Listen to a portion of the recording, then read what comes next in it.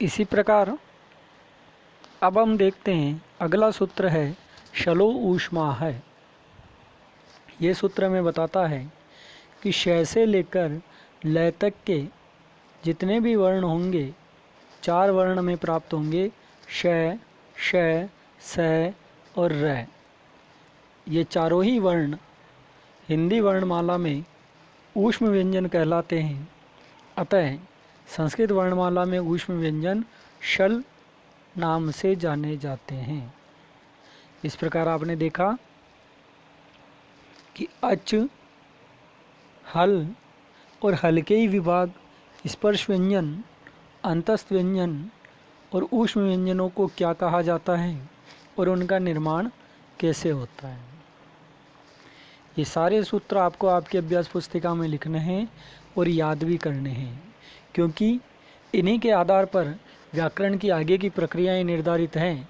आप जब संधि पढ़ेंगे उसमें आपको ये सूत्र और ये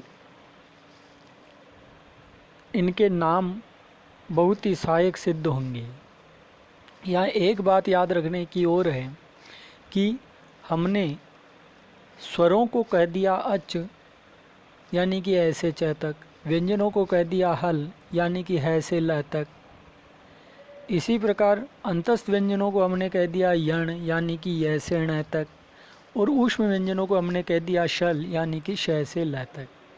ये अच, हल, यण, शल ये क्या हुए?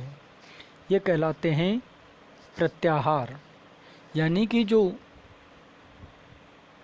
एकाधिक वर्ण थे हमने उन्हें छोटा करके लिख दिया, उनके प्रारंभ में आने वाला वर्ण और उनके अंत में आने वाला वर्ण।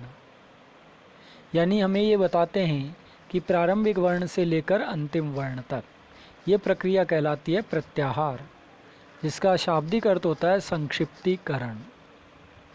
आप इन सब चीज़ों को अपनी अभ्यास पुस्तिका में लिखें, याद करें, बार बार इनका अभ्यास करें ताकि आप व्याकरण को बहुत ही अच्छे तरीके से समझ सकें।